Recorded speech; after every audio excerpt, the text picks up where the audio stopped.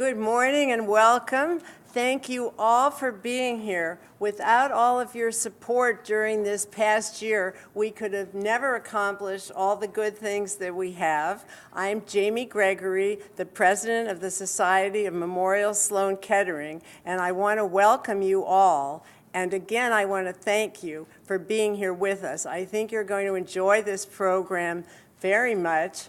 The Society, over 70 years, has been dedicated to patients' well-being, to supporting cutting-edge research, and to help educate the public about the detection, prevention, and treatment of cancer. And today we have three of Memorial Sloan Kettering's rising young stars, Drs. Marchetti, Postow, and Rossi. And we're really excited. We think you're going to love hearing what they have to tell us. And I want to acknowledge Allure Magazine and thank them for their sponsorship. And then I want our wonderful chairs to all stand up, and I want to announce them. There's Hillary Dick, Palmer O'Sullivan, Nina Carbone, and Amanda Meir.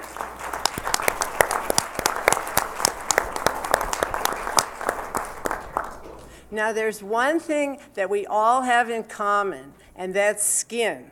So today we're going to learn how to take care of it, how to protect it. And our first speaker, Dr. Michael Marchetti, is going to answer one of our most pressing questions, especially after spring break. Can we really go in the sun without fear?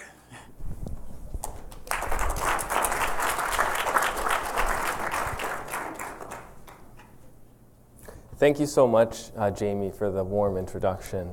We're excited to speak today.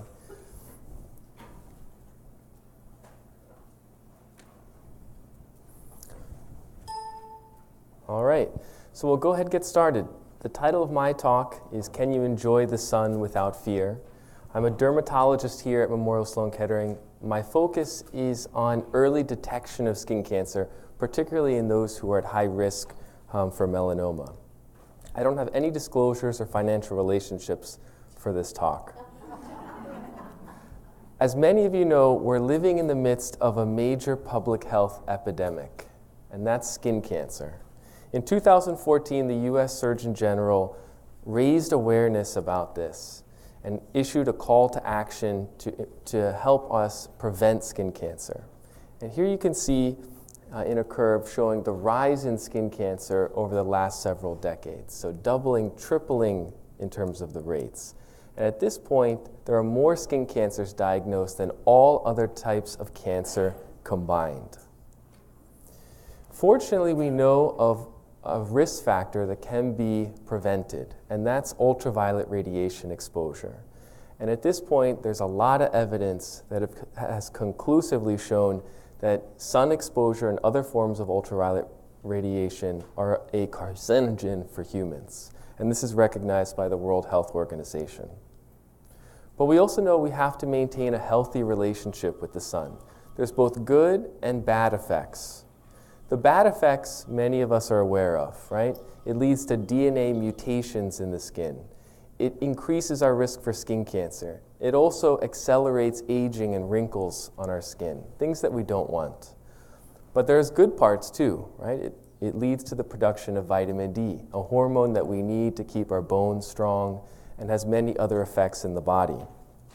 It also leads to a happy hormone known as endorphins. So we feel better when we go out into the sun. And it's generally associated with outdoor activity and exercise, keeping our cardiovascular system in shape and keeping our mental awareness in shape. So we need a little bit of balance. We need to figure out how to enjoy some activities outdoors while protecting ourselves. Unfortunately, the first thing that people think about is sunscreen, and that's the first thing they'll jump to in sun protection. But I'd like to sort of show you a slightly different strategy and emphasize a few other things before reaching for the sunscreen aisle. I really like this campaign, which is from Australia, the Slip, Slop, Slap campaign, which has been amended to include Seek and Slide. And I'm going to emphasize them in a slightly different way. The The first thing we have to consider is seek. What does that mean? That means avoiding the sunniest parts of the day when the sun is really high intensity, and considering, is this an activity that I could do during a different part of the day, or could I do this in a safer environment, meaning in a shady place, under a tree, under an umbrella, or another way to reduce the intensity of the exposure that day. The second is slip, so putting on clothing, preferably UV protective clothing. And this is something that unfortunately has become a cultural challenge for us. Let's take a walk back in time, right? Back in the early 1900s, when people went to the beach, they did it in a very different way. You can see here, they were wearing clothes that covered their entire body. Men had pants, women had long skirts, they had hats on. And over time, our behaviors and our attitudes about what is safe behavior at the beach has completely changed. And I didn't even include some of the more recent photos because we're going to keep things appropriate today. Fortunately, there are a lot of products out there that people can use to protect themselves, and they're a little bit more stylish, right? And this is just one example, but there are multiple companies from which you could seek out UV protective clothing. The biggest thing that is promising, I think, for today is there's hope for the future, right? On the left, you can see that's me in the 1980s. I didn't have enough clothing on, right? But kids today, if you see them at the pool or at the beach, it's completely different. And so I think we are starting to gradually change the culture and the perception of what is considered safe exposure.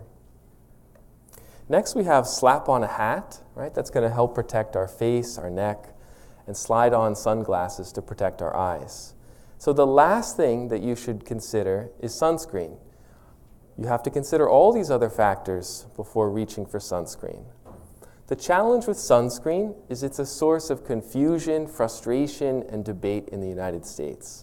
And these are just some examples of news articles and magazines telling us that what we're putting on is toxic or is poisoning us or doesn't work, may be killing us, right?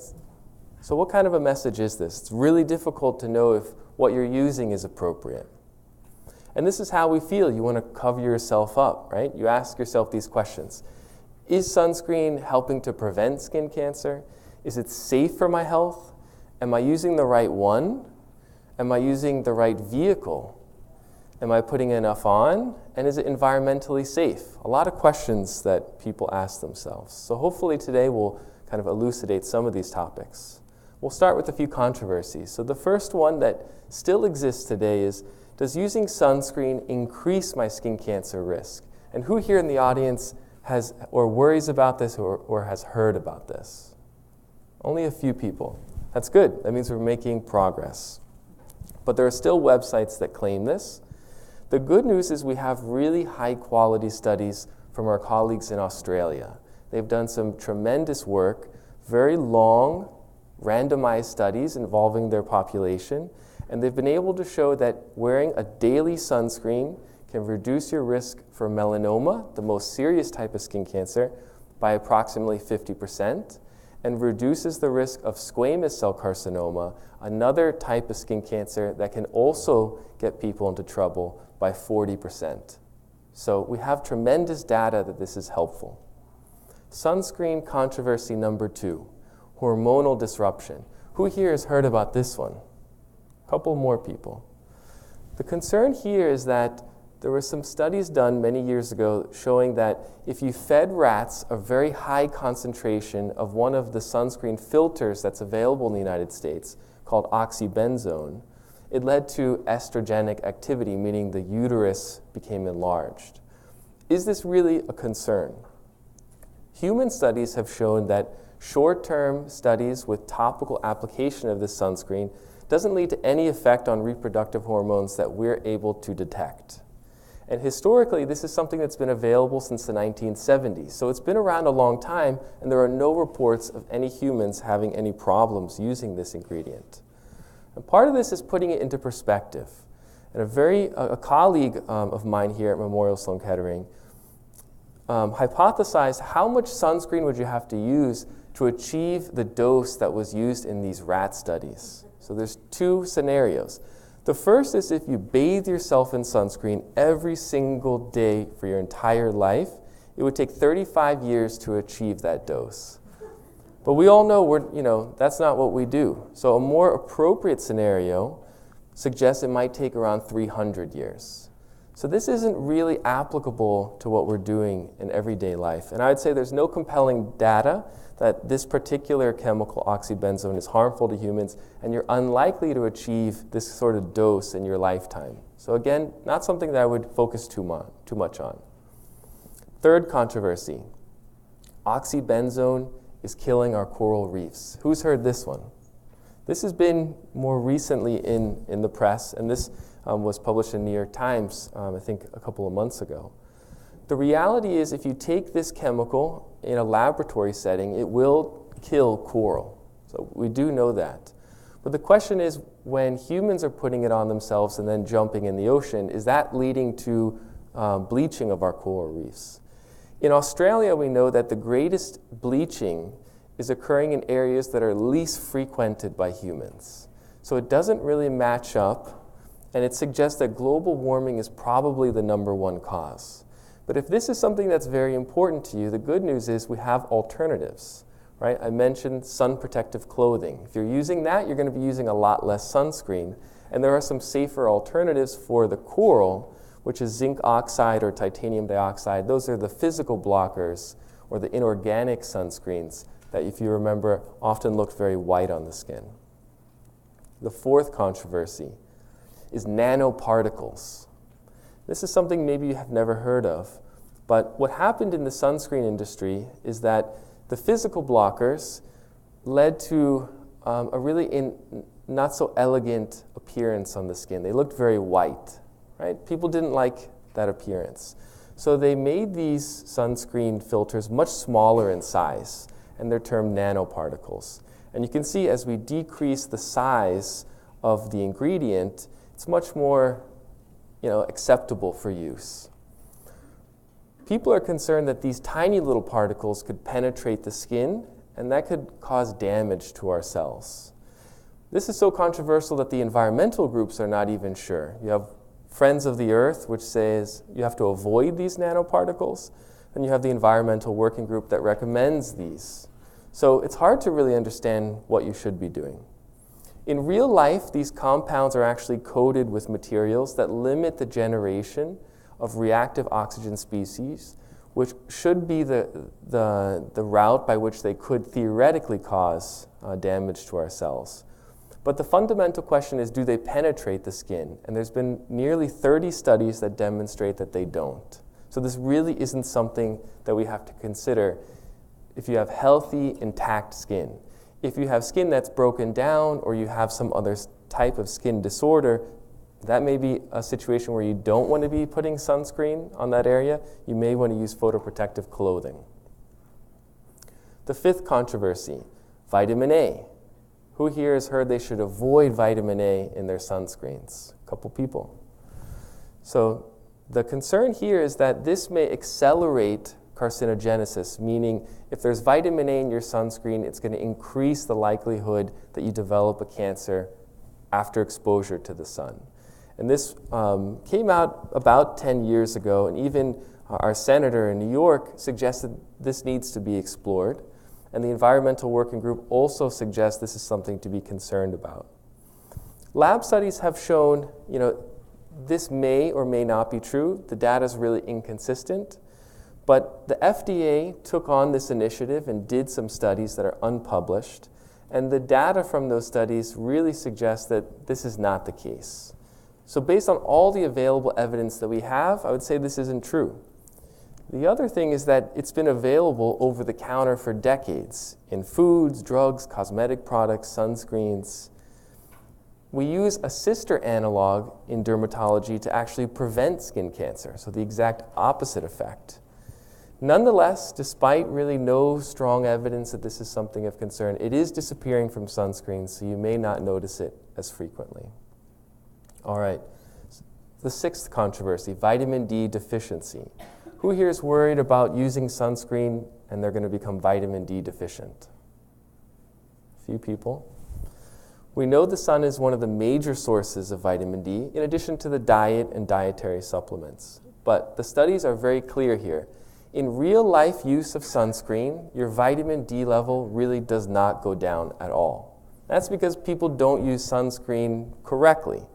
If they did, and they combine that with seeking shade and wearing sun protective clothing, your vitamin D level will go down. So it depends a little bit if you're a super user or a casual user. The bottom line for this is I wouldn't recommend unprotected sun exposure to increase or as a source of vitamin D. Super avoiders of the sun and people who are very good at applying sunscreen, they may want to take a supplement because their vitamin D level may go down. One of the most common questions I hear as a dermatologist is, do I need an SPF 100 sunscreen or is SPF 30 enough? And depending on what you read online, you hear sort of a different answer to this question pretty frequently. So I'm going to show you a graphic that kind of illustrates the problem here. When you don't have sunscreen on, all the sun passes through into the skin. So if you have 100 photons, 100 get into the skin. Now let's look at what an SPF 30 does. It blocks about 97% of the sun, so about 3% will pass through. With an SPF 100, it's even better. It blocks 99% and 1% goes through. So we're talking about a very small difference between a 30 and 100. 2%, it's not dramatic. The challenge is that people don't apply enough sunscreen, okay? So let's think about a situation now where people are using an SPF 30, they're using an SPF 100, but they're not putting it on correctly. Most people put on about a quarter to half of the amount that they need. That SPF 30 becomes an SPF of 5. That SPF 100 becomes an SPF of 20. So this is now the real world. In that setting, we see that there's about a 15% difference in the amount of sun that passes through. So this is pretty significant. And here we do see a pretty big difference. So the question becomes, do you use sunscreen correctly? If you do, an SPF 30 is more than adequate. It blocks 97% of the sun. What that means is, for the average person, they're putting on at least 1 ounce of sunscreen for their whole body. But if you're smaller or bigger, it may be a big difference from that number. If you don't use sunscreen correctly, your SPF 100 is like an SPF 20, so it's not that good.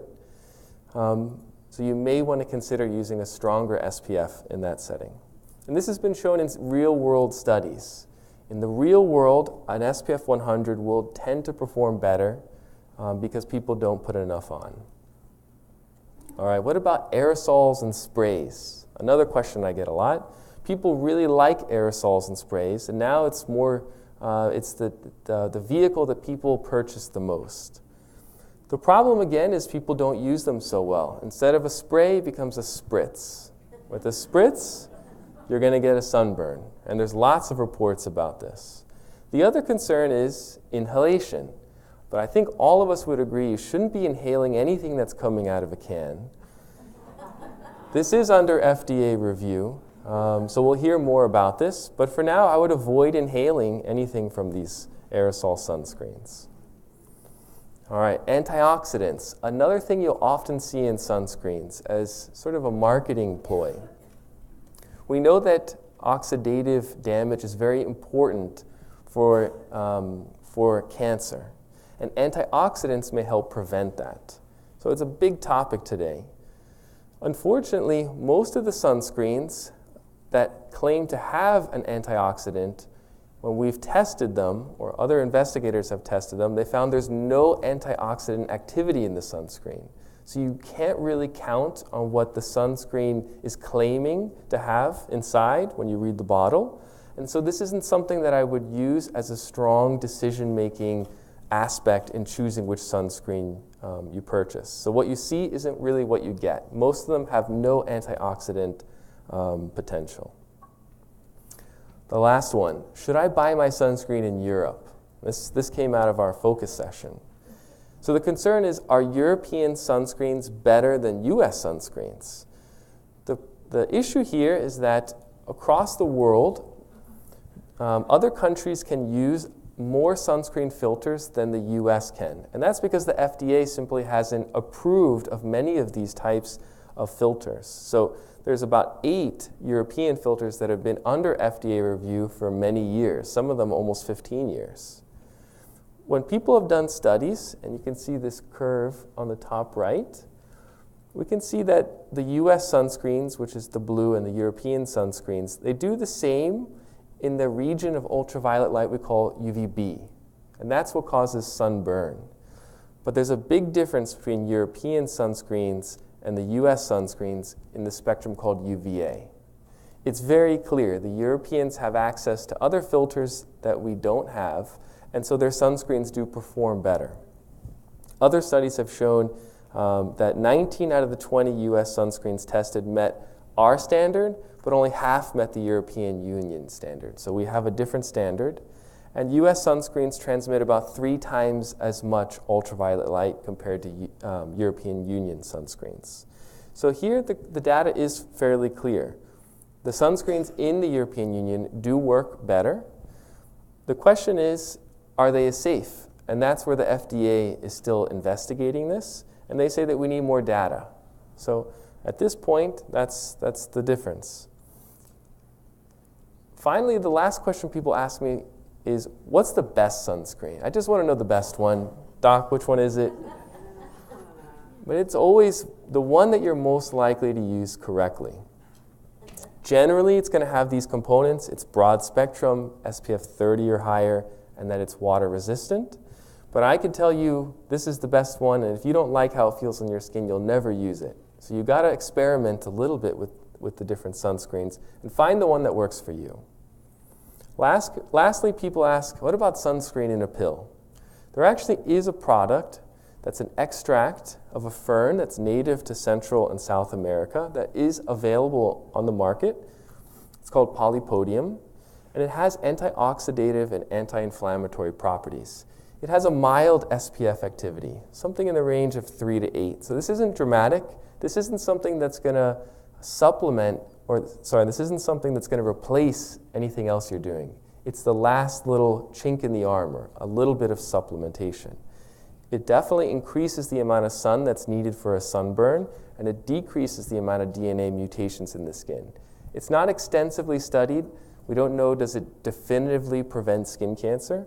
But in someone who is at very high risk for skin cancer, or someone who's had multiple skin melanomas or other skin cancers, this may be something to incorporate in their sun protective behavior during high intensity exposure. So it's worth sort of putting it out there. And with that, I'll end my talk. I appreciate your attention, and I'm excited to hear some of your questions.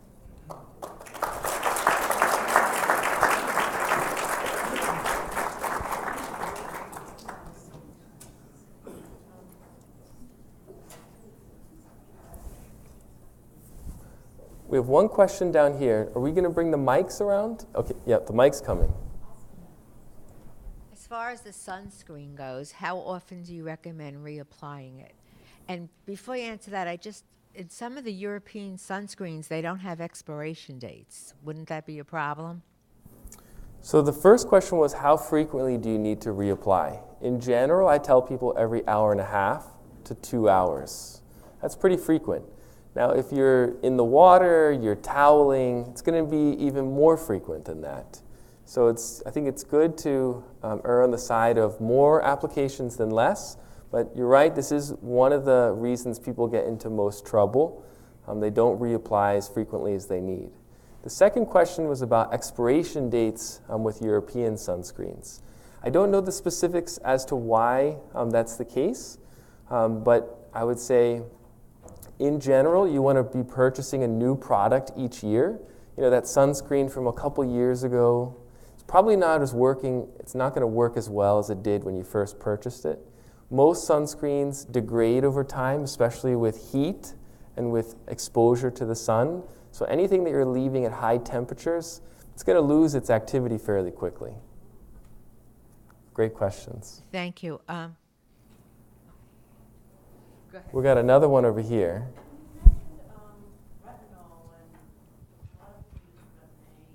Just as Yeah. skin cream, is that toxic as well?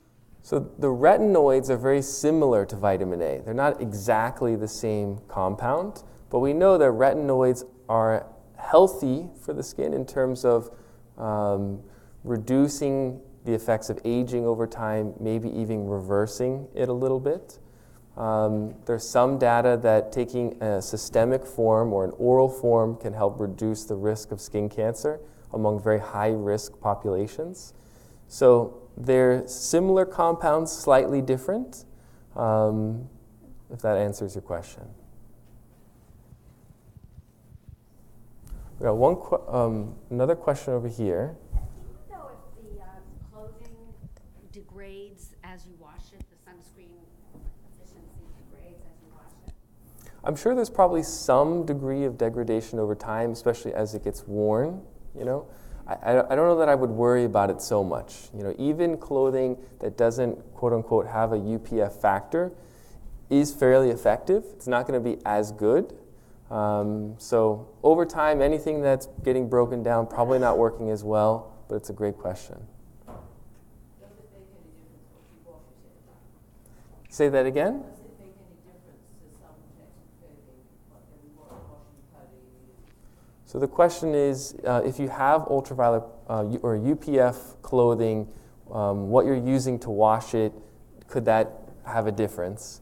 I'm not aware of that, so not to my knowledge. We got a question over here.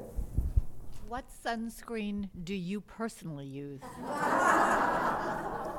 I actually use many different ones.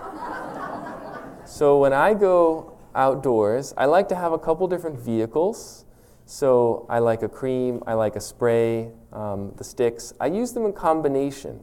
For different parts of my body, I find I prefer one over another. I don't focus so much on the SPF. I really put a lot on. As my fiance would tell you, I cover myself in sunscreen. So I don't go for the SPF 100s. I stay around SPF 30. And in terms of brands, are you not allowed to say that to us? I really don't have a preference for a brand. I sort of go with what we have. Another question back there.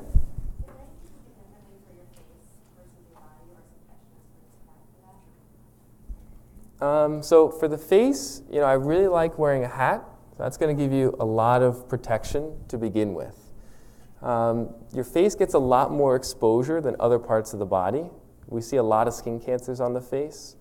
In general, people like to use, I think, a different sunscreen on their face than they do on other parts of the body. There are some that are a little bit more elegant in their texture and how they feel. So I do tend to be very careful, you know, with my face. I put a lot on, but always trying to use something to supplement that, a hat, staying in the shade. Back there? Yeah? I just imagine, but I just wanted to check, if you buy an international brand like Clarins, or I don't know what it must be a different when you buy it in Europe than Yes. it is in the USA, like makeup, right? Correct. Okay. Got another question here. Is there any regulation for umbrellas? Because, you know, everyone goes to the beach and they use these umbrellas and they're thinking they're protected. Sometimes I feel the sun coming through. No, it absolutely passes through. So it's not completely blocking, but it is decreasing the intensity. So it's one piece of the puzzle, but it definitely helps. I just wouldn't rely on it exclusively.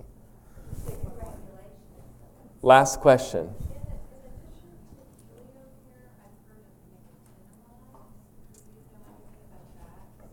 Yeah. So nicotinamide is slightly different in the sense it's not really a product for sun protection, but there has been some recent evidence that's come out to suggest that it reduces the risk for skin cancer, more of like a chemo-preventative medication. It's available over the counter. The study was one pill, 500 milligrams twice a day. It reduced your risk of basal cell and squamous cell carcinoma by about 20%. They didn't investigate its effect with melanoma, so we simply don't know. This is something that you may consider, in my opinion, if you've had many skin cancers. I don't recommend it for the general population. It's a pill you have to take every day. As soon as you stop taking the pill, the effect seems to disappear.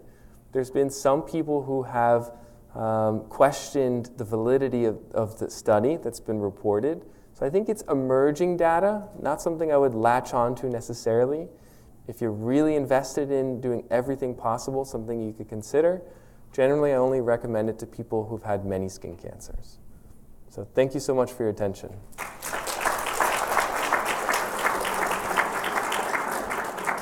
Our next speaker is Dr. Michael Postow. He's going to talk about the truth about immunotherapy.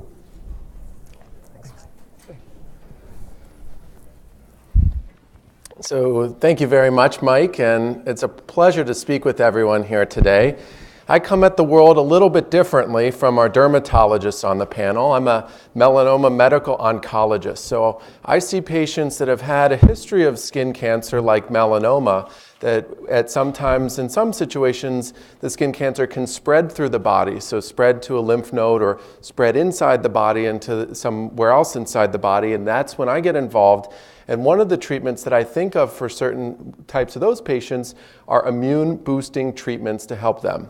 So I'll be talking about the truth about immune therapy, moving away from our discussion about skin issues, but moving into kind of how we're learning about what the immune system is doing in patients with cancer that spread inside the body. So traditionally, when we think about cancer as a disorder of cell division. That normally when we have a lot of cells in our body that are constantly repairing ourselves, normally cells divide from 1 to 2, and you see some going from 2 to more cells here. And that what happens over time with these cells as they undergo division is that sometimes they make a mistake.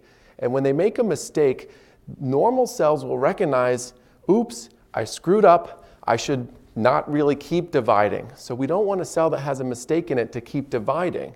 Or what will happen if we have cells that keep dividing that have made mistakes is the development of cancer. And one of the traditional views of cancer was that cells normally divide, but there was a mistake that would happen in a cancer cell, and that would continue to divide and continue to divide and propagate, and that's when we would have tumors develop in patients. And so many of our treatments for patients with cancer that had spread through the body involved chemotherapy, and we're all familiar with hearing about chemotherapy, and chemotherapy is a treatment that helps prevent cells from dividing. And the goal of chemotherapy is to try to stop the cells that have had mistakes in them from dividing too much. But as we know from side effects of chemotherapy, like people that get nauseous and vomit, or when people lose their hair, chemotherapy can sometimes stop normal cells from dividing also, and that can give rise to a lot of side effects. So that's given some interest in saying, can we do better than chemo, or can we do something that's different than chemo? And that's given rise to a whole field of trying to treat patients with cancer with immune-based treatment. And immunotherapy is a relatively simple concept in that our immune systems are like our own internal armies within our body that go around like a little secret police patrolling for things that shouldn't be there. So we'll look and see if there's a cell that's infected with a virus and kill it, or we'll look and see if there's a bacteria that shouldn't be in our body and destroy the bacteria. And these immune cells that are circulating through the body, one kind of immune cell that circulates the body is this one here. It's called a T cell, cytotoxic T cell. Cytotoxic just means it kills other cells. These cells are circulating the body and patrolling the body for viruses and bacteria. But it's actually also very interesting that they can also recognize cancer cells when they arise in the body. And the goal of a normal immune response is to destroy a cancer cell that's in the body that shouldn't be there. And so we can recognize that cancer cells look a little bit different than our normal healthy tissue. And the goal is that these T cells will seek and destroy the cancer cells. And hopefully we would never, ever have cancer in the first place. But one of the hypotheses or thoughts about why some people are developing cancer that's spreading inside the body is that these T cells, these immune system cells, are just too weak, and they're not able to fight off the cancer as strongly as we wish them to fight off. So Dr. Marchetti used some discretion in showing some pictures of people at the beach, but I'll show a little bit of some kind of semi-nude wrestlers here. And this is what I like to think about as kind of the fight between the immune system and cancer cells in the body, in that no matter how hard the immune system is pushing, and these little T cells are patrolling in the body to try to seek and destroy these cancer cells, it's just not going to be strong enough, and that this is what we perceive as the problem of tumors. Push, push, push, this guy's not going anywhere. So when we use our immune therapy drugs, we are boosting patients' immune system so that we can change this relationship between these two particular individuals here, and that instead of this big wrestler being the tumor that we're fighting, the big guy is the immune system who hopefully will crush the tumor and get rid of these tumors. And some of these drugs can actually do exactly that. And I'll show you some examples of some of this, how it has worked in our patients, and how we're thinking about trying to make this work for everybody, because we're not yet to 100% benefit rate. We've heard about Jimmy Carter's really miraculous event. If you haven't followed this particular story, Jimmy Carter, our ex-president, had a history of melanoma that had spread in the liver and actually also to the brain. And the president, this is public knowledge that's been out in the press, had surgery to remove some of the melanoma from the liver and also had some radiation treatment in the brain. But ex-President Carter also had an immune therapy boosting drug. In this case, it was one called pembrolizumab. And it's a specific kind of immune therapy boosting drug that helps those T cells, as I showed you on that picture, that were wrestling with the cancer cell. It helps them work a little bit better. And I'll give you a slide in a few minutes of exactly how that works. But this is all over the news about immunotherapy. So new immunotherapy drug behind Jimmy Carter's cancer cure. Now, Jimmy Cancer would be a terrible name. But this is all over the New York Times, too. So this is an article that came out in July of 2016, right in the peak of the election season. Obviously, there's got to be something about the presidential election here on the left column. But in the front and center, there's a picture from Sloan Kettering, actually, with the headline, "A Sickened Body as a Cancer Weapon," which is that immune system is something that we all have. So that the drug that we give patients to help their immune system fight off cancer really is just helping patients fight off cancer on their own. So this is an interesting article about some of the work that we've been doing at Sloan Kettering about some of the drugs we've been working on to try to boost the immune system, to try to help patients with cancer. And I'll talk about a few specifics as we go through this a little bit. And lastly, this is all over all kinds of different media outlets. So has cancer finally met its match? And this is a reporter that's going inside the immunotherapy revolution. So I'm glad, again, that this got the cover, but it's also interesting that they covered a little other story here. What's wrong with hospital food? So all kinds of topics of interest within this, but I'm glad we still got the cover here, and I'm glad we kind of took precedence over the presidential election and the other one. So this is not a news story. It's gotten a lot of press recently. I started here at Memorial as a fellow doing my training in 2010, and it was really exciting because that's when a lot of the people here at Sloan Kettering had been developing some of these immune therapies, and they were showing a lot of success. But it really started in 1891, at the same time this guy started doing some work. Does anyone know who he is? Any sports fans? Someone just said it. I heard you. Naismith, that's exactly right. So that's Jim Naismith, or James Naismith, who invented basketball. This is his famous peach basket. So he was shooting baskets into this peach basket in 1891. At the same time, I would argue, immune therapy as a concept was being conceived and developed. And this is James Naismith having fun with his basketball out here. This was a doctor here at Sloan Kettering, actually, called William Cooley. And William Cooley has worked here at the end of the 1800s, and this is a picture. This is R&C Hospital, which is actually the hospital for the ruptured and crippled. So obviously it's good we've changed our name since that time. But in addition to that, good idea to change the name, this is from 1892, and Dr. Coley was kind of thinking about immune therapy at that time. At the same time, James Naismith was shooting baskets. And this was a picture from the Christmas party. It's kind of cut off here, unfortunately. Xmas party, 1892. So obviously we have more fun in our Christmas parties these days than it looks like they were having back then. But they must have been so serious. They were so thinking about immune therapy. And what Dr. Coley had conceived of at that time, at the late 19th century here, was what he saw. He was a bone and sarcoma surgeon. And he would have taken care of patients like this that had a tumor here. And what he found is when patients had surgery for some of their cancers, the patients that had post-operative infections. So skin infections, or mostly it was skin infections, because that was the time kind of where they didn't have a lot of the surgical skills that we do now and knowledge about antisepsis and such like that. But patients that had post-operative infections sometimes would have spontaneous regression of their tumor. And the idea was that when you have a postoperative infection that's causing inflammation and activation of the immune system, the idea would be that for whatever reason, that would cause tumors to regress. And so William Coley worked for a long time to try to figure this out. And how do I give that stimulus to the immune system, as in the patients that were getting infections, to try to shrink more tumors? And this is kind of the first time this really developed, and it's really pretty cool that this happened right here on this part of New York City at our hospital, although with a different name at the time. So very interesting, the long history, well over 100 years now of development of immune therapy, beginning around the turn of the 19th century.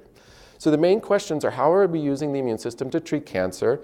We have some thoughts about side effects, because as we boost an immune response against tumors, unfortunately sometimes it can cause side effects of too much immune activation and the development of time-limited side effects that affect normal healthy tissue.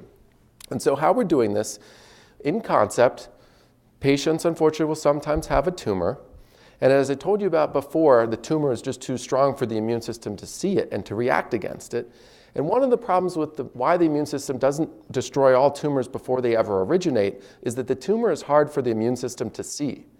And the tumors arise from our normal body tissue.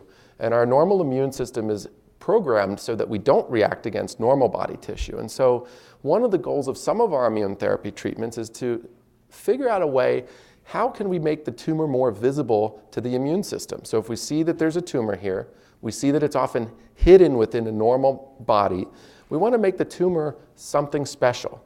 And tumors express these molecules called antigens, and these are just little protein fragments. So it's like a little tag that says, something's different about me, and come and destroy me. But ideally, we want these tumors to look different to the immune system, so they're recognized as foreign, like a bacterial invasion or a virus invasion. And then that way, the T cells come into the tumor microenvironment, and then through a lot of different mechanisms, then they can attack the tumor and make the tumor go away. So one of our goals of some of the immune therapy drugs is to increase the visibility of the tumor. How do we make this look a little bit more different than normal tissue? And there are a lot of different ways that we're doing that. One way is in our melanoma clinics for people with advanced melanoma, we're actually injecting viruses into the tumor to make them look more different to the immune system. It's actually an injection of a herpes virus. Now, it's not like we give the patients herpes, it's just that we give them this virus to make it more visible to the immune system. Radiation treatment, we're exploring ways of whether radiation treatment can make tumors more visible to the immune system. Some other targeted cancer treatments that patients are taking make the tumors more visible to the immune system, and actually some forms of chemotherapy, whereas we traditionally believed are immunosuppressive, which they are in some contexts. Some studies have suggested there could be some positive effects on the immune system in some components with some kinds of chemotherapy. So that's the way to make the tumor hotter or more visible to the immune system. So once the tumor is more visible to the immune system, these T cells get into the tumor microenvironment. These T cells are these little green circles here, and then attack the tumor. And one thing, if you remember that little boy that was pushing over that wrestler, we need him to be a little bit stronger. And T cells are normally turned on and turned off by a lot of different molecules. And I don't want you to get kind of bogged down into this alphabet soup of all these letters and numbers right here, but I just want to get the concept across that T cells can be activated more with different molecules, and T cells can be inhibited by different molecules. And that's important for keeping the immune system in a very tightly regulated effector. So we can turn it on when we want and turn it off when we want. And there's a whole lot of different drugs that are being developed against all of these different molecules so that we can boost the T cell at a certain time and turn it off appropriately at other times.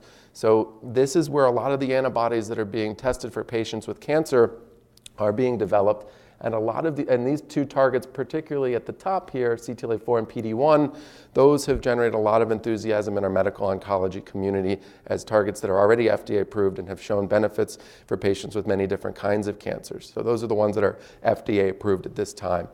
And if we look at what kinds of cancers these are showing benefit in, this is a talk about skin cancers, and I'm coming at this world from a melanoma perspective, and melanoma is a type of skin cancer.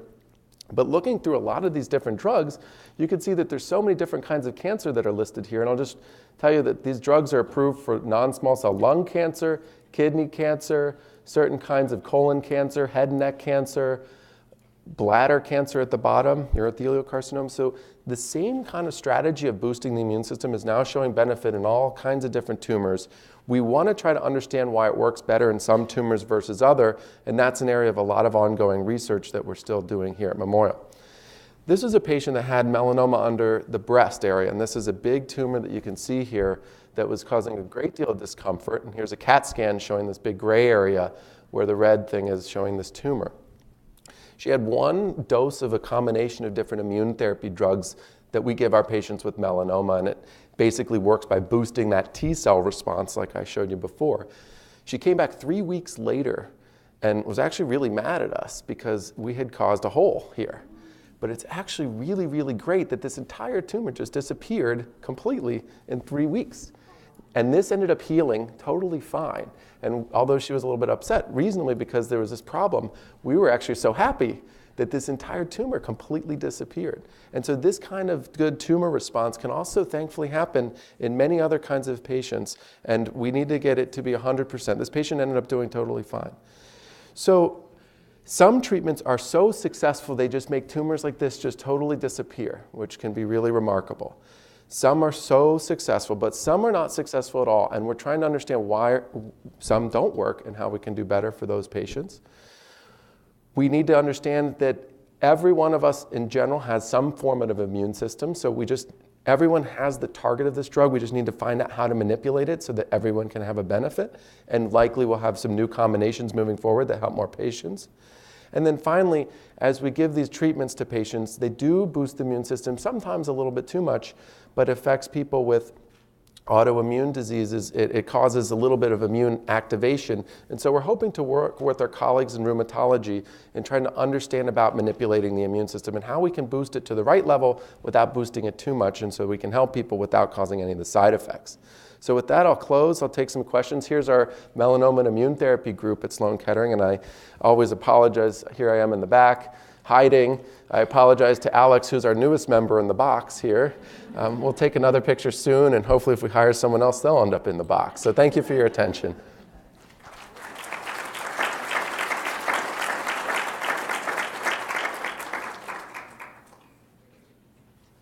A question in the back, yes. Yes, I wondered, Dr. Mitchell Gaynor worked at Memorial Sloan Kettering, as you probably know. And one of the things that he did in his study with Rockefeller was the concept of getting to the mitochondrial center of the cell, obviously to make it fight. What he did do was figured out that you could fight with vitamin C, glutathione, and taurine, among other things. But are you getting that direction forward? Because that's part of the technology. Okay, so good. So let me just try to summarize the question as best I can understand. Is Dr. Gaynor, who had been here, I personally didn't know Dr. Gaynor, unfortunately, although I've heard the name quite a lot, was working with the mitochondria and vitamin C. So the mitochondria are parts of the cell that really kind of are the powerhouse of cell, and they generate a lot of energy. We haven't explored vitamin C specifically as it pertains to immune therapy exactly. However, there is a lot of theory about the metabolism that happens in cancer cells, much of which is being driven by the mitochondria, and how do we reprogram metabolism of tumor cells such that we can combine those kinds of drugs that affect metabolism with immune therapy drugs. So it is an area of ongoing research. Yes, so there's clinical trials that are testing those kinds of approaches. Okay, I have a question in the back, yes. Are there any known inherited mutations that makes them more susceptible to skin cancers? The second part of that is, if so, does immune therapy work on inherited mutations for skin cancer or other conditions? So the question is, are there inherited mutations that are associated with the development of skin cancers? And if so, are there immune therapy drugs that work in patients that may have those inherited mutations? So I'll answer the first part of the question, are there inherited mutations for the development of skin cancer? And I'll open it up to Dr. Rossi and Marchetti if they have anything to add. In melanoma, there are very rare kind of familial melanoma syndromes in some cases of mutations in some genes that are involved in the cell cycle, and that those families are more predisposed to developing melanoma. It's abnormalities in a kind of part of the cell cycle pathway. So in those families, they are at higher risk of developing melanoma. However, we haven't tested these immune therapies as preventative treatments in those kinds of families specifically. Other families, a lot of times there are some general broad kind of spectrum genetics that do seem to play an effect with some kinds of families. But I think in many ways it's almost more of a skin phenotype that might be shared among a family. Like if a family has a lot of redheads, freckles, light-colored skin, light eyes, light hair, if that's kind of a genetic trait within the family, those patients might be more prone to developing certain kinds of skin cancer. So some are specific genes that are affected, and some are more of this kind of overall skin phenotype that run in families. Yes, there have been associations that are associated with higher skin cancer risks in those groups of patients. We haven't tested immune therapies as preventatives in those kinds of families just yet. It's an interesting concept for perhaps the future studies. Yes? Talk a little bit about targeted therapy and mutated genes and how that might compare to immunotherapy. Absolutely. So it's a question in melanoma about targeted therapy and how that compares to immune therapy for patients with melanoma. So in melanoma, we are very fortunate. We found something called a BRAF mutation, which is a mutation that affects about half of patients with melanoma. And in patients that have a BRAF mutation, there are drugs called targeted therapy drugs that can be given to those patients by pills, and they can be very effective at shrinking melanoma in those cases. It's a different approach from immune therapy. Immune therapy works by boosting the immune system, as we were talking about. Targeted therapy specifically works by hitting the BRAF mutation pathway, and it's usually often combined two different kinds of drugs together. We haven't done a study where we've tested targeted therapy for BRAF mutations against immune therapy, so we don't know which is better between the two, but each individual patient may be more responsive to one approach or another, so it's a tough clinical decision which one to do, immune therapy or targeted therapy. And the good news is if patients start with immune therapy and they have a BRAF mutation, they need a BRAF treatment later, we can switch to BRAF mutations and vice versa. One question more. Yes. Sure, in the middle. You talked about some of the side effects of immunotherapy, and of course there's side effects associated with chemotherapy, and I feel like some of the toxicity associated with chemotherapy would make immunotherapy outweigh it in using it against cancer, but I feel like most of the time I hear chemotherapy is used first, and then immunotherapy is a second way of approaching the cancer. So kind of a question about side effects, relative risks and benefits of chemo and immune therapy, and if immune therapy has different side effects, why are we waiting to treat patients with chemo first? And so the first thing is immune therapy is very promising, and I showed that slide with the table of all the different FDA approvals. But in some situations, in some diseases, it has not yet shown that it's better than chemo. Now maybe it will as the future moves along. In melanoma, it has demonstrated better results than chemo, but in many other diseases it hasn't yet been shown. So in certain diseases where chemo is really effective, although yes it has side effects obviously or can be problematic, the goal is not yet to try experiments of immune therapy instead of what's tried and true and proven to be effective in some diseases. So over time, immune therapy may replace chemo in other diseases too, but in some diseases chemo is pretty well solidified as an effective treatment. So immune therapy still has a lot of side effects in some patients, and so I don't want to minimize that. And we didn't have a lot of time to go through all those details, but these can be problematic side effects of too much immune activation in some situations that require steroids or other things to bring down the immune system. So different side effects than chemo, but the severity really depends on a patient-by-patient basis. So I think that's the last time we have questions. We're going to move to Dr. Rossi's talk, but I'll just mention if you have more questions, we're going to have a lunch afterwards, so happy to chat informally there. So I'd like to introduce Dr. Rossi, who's from our dermatology group, and he'll give us the last talk. Thanks. Thank you so much for having me. Thanks to the society. This has been wonderful. So I hope we're all learning, and these questions have been great. So I will progress forward, and I'll talk about new innovations to put your best face forward, helpful or harmful. So I think this is a topic that a lot of us enjoy to talk about because the good news is in today's world, we're living longer and we're looking younger. So I usually try to put those two together. So these are my disclosures, not very relevant for this talk. But what are the topical therapies for prevention and treatment of skin cancer? So I'm a Mohs surgeon here, a dermatologic surgeon.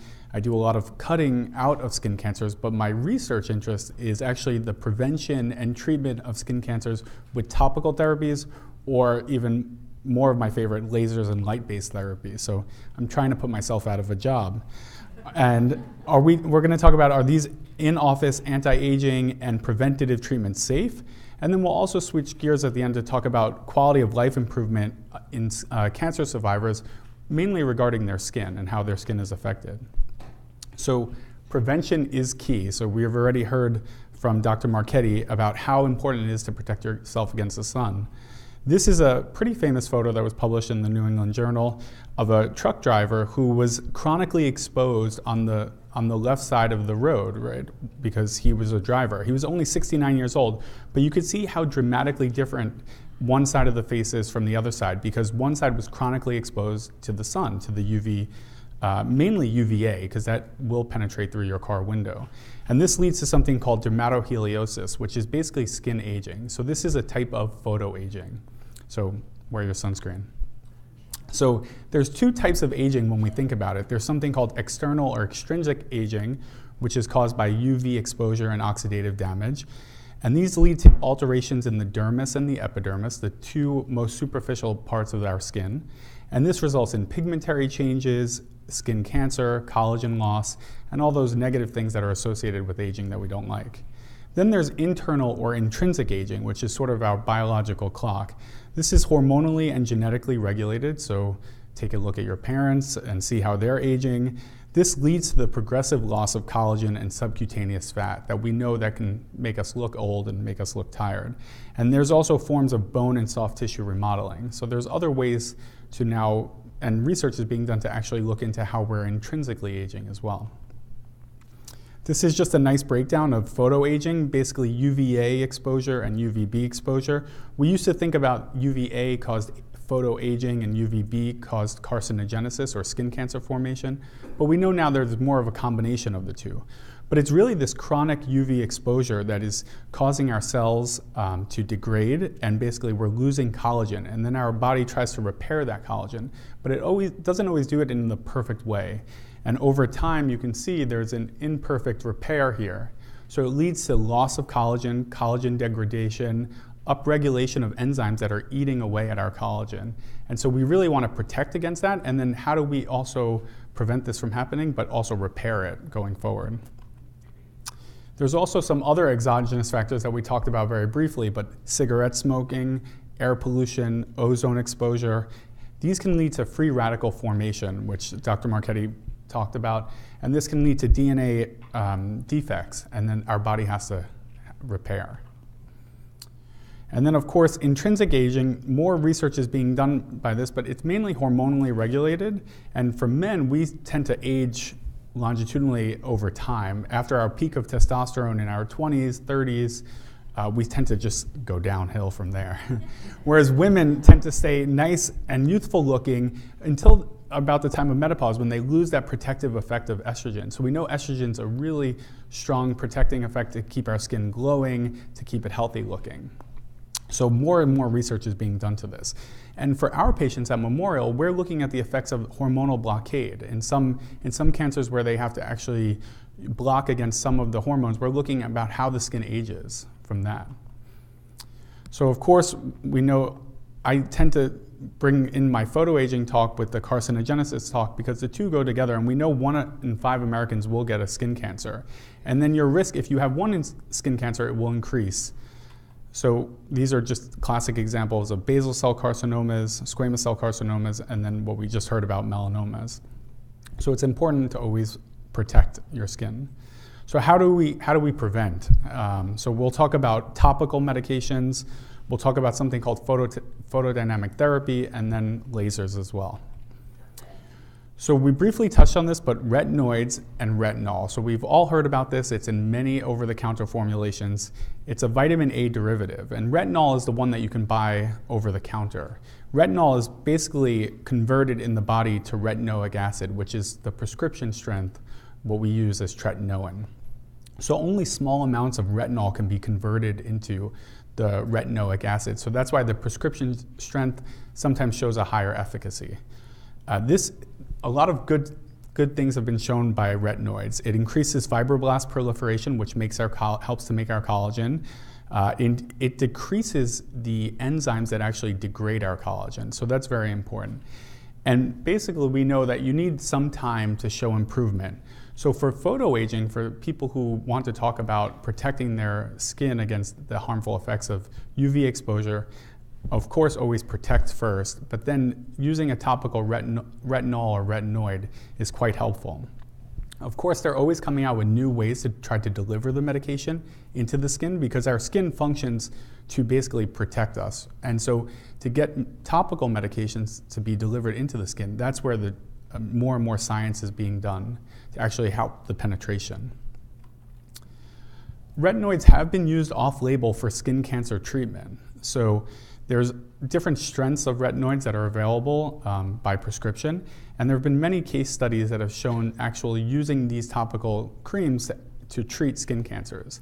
They're not as efficacious as actually cutting them out or doing surgery or some other types of destructive methods, but they have been shown in many case series to help with treating very superficial skin cancers, mainly of the basal cell and squamous cell type, not so much melanoma.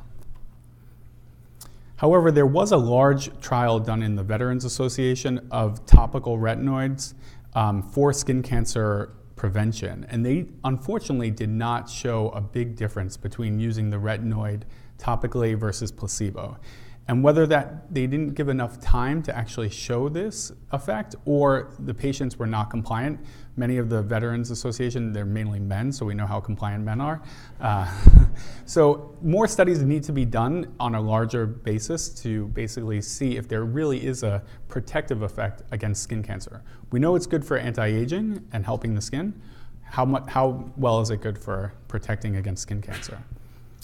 Just to briefly touch on the new novel approaches of topical formulations, there's something called DNA repair enzymes. And remember that slide that I showed you showing the different exogenous factors that cause DNA damage?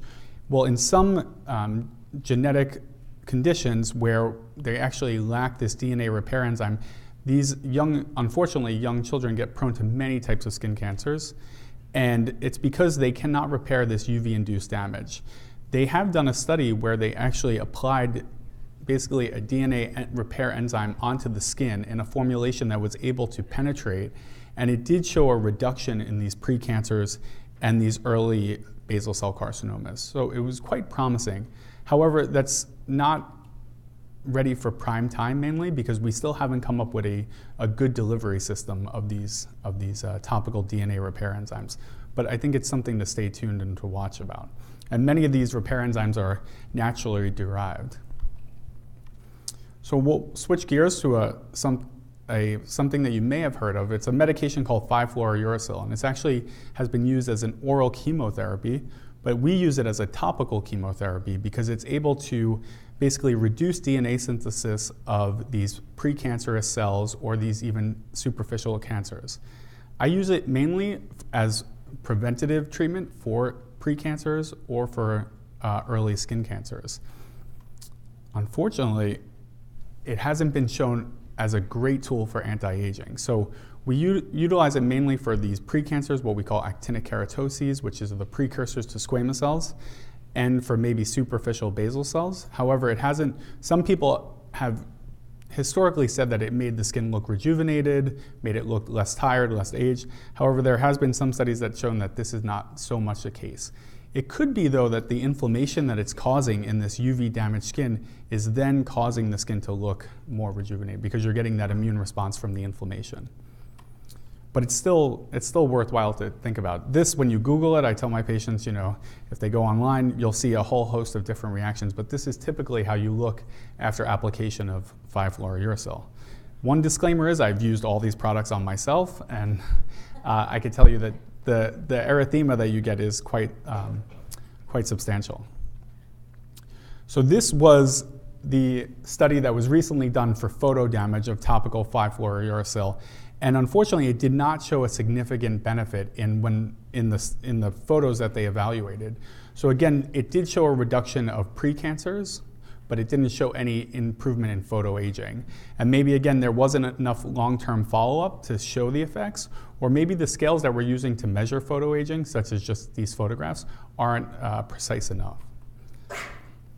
This is a treatment that I actually like a great deal. This is something called photodynamic therapy. Not sure if many people have heard of it, but it actually uses a topical compound that we make in our body, but we use it in higher concentrations. And it's a two-stage process. It's a delivery of this photosensitizer, which is called 5-aminolevulonic acid. Basically, how we apply it to the skin and how we let it get absorbed. And then there's photoactivation, which uses a variety of different light sources. In Europe, they do a lot of daylight PDT, where they send the patient out and just get exposure to ambient light, of course with photoprotection on, such as sunscreen. And this basically causes a cytotoxic reaction. So the ALA, the topical medication, gets preferentially absorbed into these rapidly dividing cells. So the precancers or the topical the superficial skin cancers. Then when you activate it with the light, it causes a cytotoxic effect that causes the death of these cells. And then your body will then repair the surrounding area. So the compound has to get preferentially activated by certain different types of light, but we can use a variety of sources. So blue light, we can use a green laser, we can use a yellow laser, we can use a broad spectrum, something called intense pulse light, or IPL, which you may have heard of. And all these different light sources can activate the compound in different ways. Some of these light sources actually penetrate deeper. So if we're looking to get a deeper penetration, we use a different light source. These are all the different light sources. This is me under the red light. So red light has had some photorejuvenation properties associated with it. And you basically have the sensitizer on, and then you go under this light, and you actually do feel that it can be quite painful. So we pre-medicate our patients. You're free to move around though. So the post-treatment, you get quite erythematous, you get quite red, and you also get swollen because there's this effect where you're killing these precancerous cells. And what's good about this treatment is that you're killing cells that you may not see clinically, what we call subclinical field damage. And many studies, we don't have to go into all these, but many studies have shown the efficacy of this treatment, not only for precancers, but even superficial basal cells and squamous cells. Unfortunately, this has not been shown to be helpful for melanoma. So when we look at all these different, we have many different options, including another compound called imiquimod, which is also sort of boosting your immune system to try to help fight off these precancers and superficial skin cancers. And they all hover around very similar to around the 80% for clearance of these precancers, and again, very early skin cancers. And this leads us into our talk about lasers, which is something that I've really been keen on, which is called fractional ablative laser. Using very small columns of thermal energy, you can make these wounds in the skin that are microscopic, that you cannot see, but basically it forces the skin to repair itself. So by inducing this very controlled thermal burn, you're telling the body that we should repair it, and by doing that, it enhances the collagen formation, as well as, for precancers, maybe destroying some of these precancers. The old lasers of the past used to wipe out the epidermis completely and some of the dermis, and that could lead to more scarring, more pigmentary changes that you may have associated with old types of lasers. But these newer lasers now are much more controlled, they're much more fine, and you can see that the column of what we call destruction is very thin and narrow, but the intervening normal skin is able to repair itself in a very controlled and a very efficient way. So this type of laser therapy has led into some of my other research using this laser to actually treat very early skin cancers, mainly of the basal cell and squamous cell type. We couple this with something that we're working on at Memorial called reflectance confocal microscopy, which is a form of non-invasive imaging of the skin. Historically, we haven't had really good imaging devices that can actually see through the top layer of the skin. MRIs and CAT scans can see larger organs, But reflectance confocal microscopy is on the micron level. So we're seeing the different layers of the skin. And here you can see these are all the little areas of cells that make up our top layer of our skin. And then these are little tumor islands that make up a superficial basal cell. So we are using this to actually assess the response to these topical treatments that we're doing. And historically, people didn't really love topical treatments because there was no way to assess the tissue later on to see if the tumor was completely gone. But using this non-invasive imaging tool, we can actually see in the skin without cutting it. So this is just a sample of us imaging the skin and then actually taking that tissue out and looking at it under the microscope to see how well they correlate. And this is a study that we did. Basically, this is a nodular basal cell. You could see all these bright little tumor islands. This is what the tissue looks like after it's been ablated with the laser. And you can see the destruction of all these tumor islands. And then this is the histological conformation. You can see how the tumor has changed. It's basically been thermally destroyed. And so we're trying to approach these lower risk precancers and superficial skin cancers in a more targeted approach, so we can stop cutting and maybe do more of this less destructive methods. So just briefly, this is basically our setup. We're imaging the cancer before treatment, then using the laser to destroy the cancer and the surrounding area, and then we re-image again to see if there's any tumor left over or if it's negative. If it's negative, then we can go on to observe. And we've been following up these patients for over 2 to 3 years now, and we haven't seen any recurrence with this technique. However, we're really pre-selecting our patients quite carefully. We're only doing very early skin cancers. And so again, clinically, this is the skin cancer that's evident. When we image, we can see the tumor islands, and we can use this to hone in on where we want the laser to destroy the skin. This is what it looks like afterwards. And then again, we image again, and we see if there's any tumor left over. We would go back and we would hit it again with the laser. And then we do this until we see no more evidence of tumor. And this is clear collagen. These are inflammatory cells. This is a hair follicle. And then this is what the scar would look like afterwards. So after a month to 3 months, the scar still looks red. It's still inflamed. But eventually this will come down and it'll become less apparent over time. And so our results have been pretty good so far, but we're continuing to follow up these patients. And then we're always imaging afterwards, and this is just the normal restoration of the collagen, so those collagen fibers that are intercalated. Just a quick word on melanoma. We have seen patients who've had many spots treated with lasers. There's many different types of lasers that you can use to treat brown spots, red spots. We always have a word of caution when we're treating solitary lesions on the face.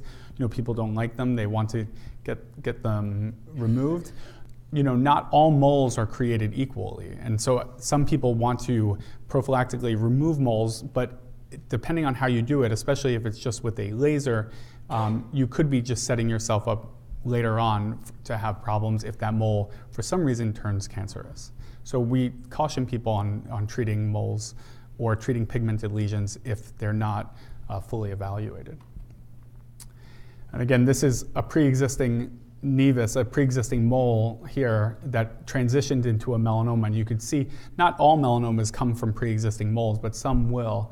And under confocal, we can see the regular appearing mole here. But as you progress over here, you could see how disarranged it is, and that's representative of the melanoma. And then last, just to round it out, so not only here at Memorial are we focusing on skin health and prevention of skin cancers, but also how you're doing after cancer therapy. So it's important to understand how the skin changes after things like surgery, radiation, or chemotherapy. And we want to make sure that we're giving quality of life to patients who are undergoing treatment. Yeah, so do you want a longer life or do you want a better quality of life? Hopefully you would get both. And so we're really trying to focus on quality of life after treatment. And so these are just, there's many treatments now that we have for for cancer, for systemic cancers. This is a patient who had a lymphoma of the face, and the lymphoma ate away at all the subcutaneous fat. This is a very young patient. So by going beyond what we traditionally know for neurotoxins, Botox, fillers, we're using these in different ways to actually try to restore the skin health and try to improve the patient's quality of life. This is a patient who had radiation and surgery to the neck for a neck tumor, and from the radiation alone, the skin can change. It can become more atrophied or more wrinkled. And just by improving that skin health with things that we traditionally think of as cosmetic treatments, but really help to restore the skin, can really improve a person's sense of being. And then especially for our breast cancer patients, undergoing radiation therapy can lead to something called chronic radiation dermatitis. That leads to many different telangiectasias on the skin or blood vessels. This can become quite apparent when you're changing or when you're out or different style of clothing. So using a laser to then safely remove those can really help improve one's sense of being, one's sense of quality of life afterwards. So now we're really trying to focus on the total patient, not just the disease at hand. And this is just our study that we published showing how well their quality of life in the physical, emotional, and functional ranges improved after laser therapy. But I always caution patients, make sure you speak to someone who's qualified. So in conclusion, we have a lot of different treatments, a lot of different, this is me with our fellow, but we have a lot of different options now that we can use to prevent and protect against photoaging and skin cancer, and I will love to take any questions. Thank you. What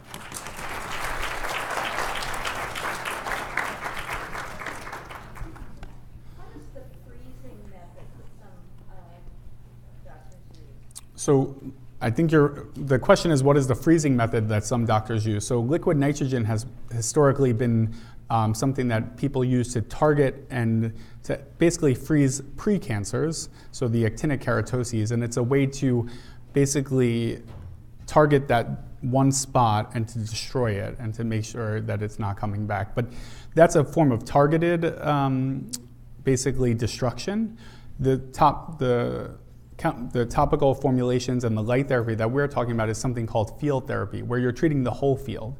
Because in theory, if you've had enough sun exposure or enough damage to get that one little spot, then the rest of the area is also affected. And also, does Ulthera or Ultherapy restore collagen? So Ultherapy is a form of micro-focused ultrasound that uses ultrasound technology in a very focused manner to try to heat up the deeper structures and to try to improve the collagen that's there and make it tighter, so improving laxity.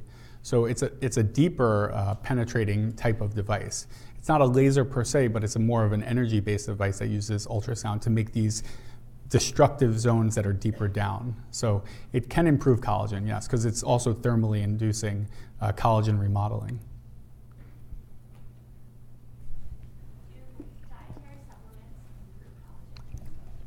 So that's a very hot question now. So the use of collagen the question is, do the use of collagen supplements actually improve collagen in your skin?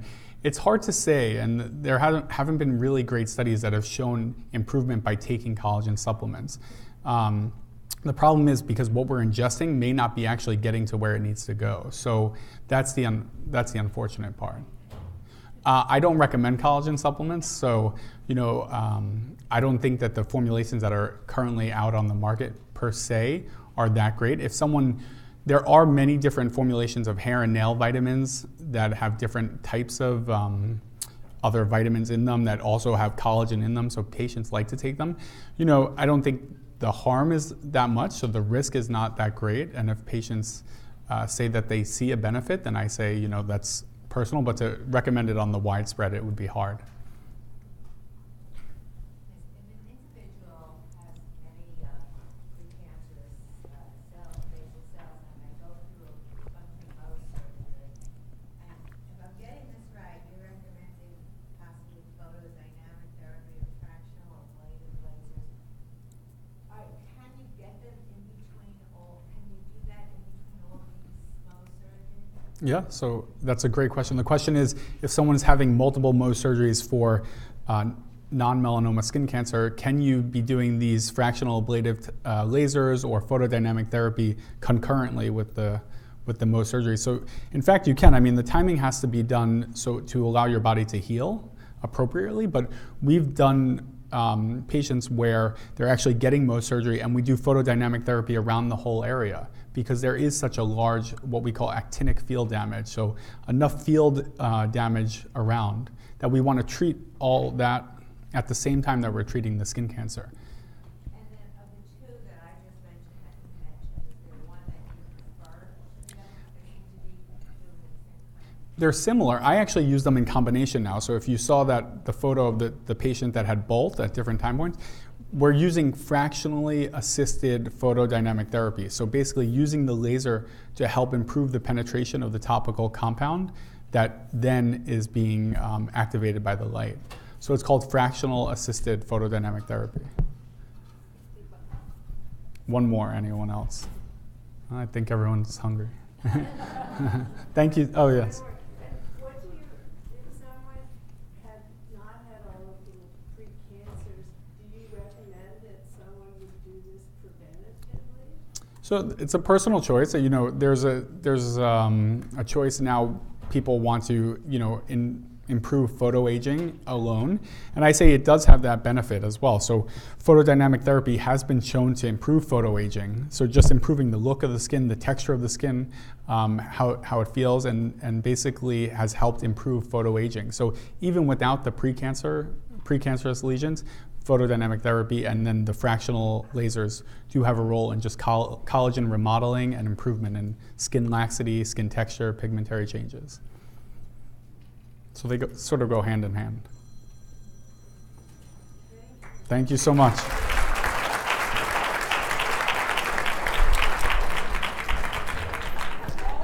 Yeah.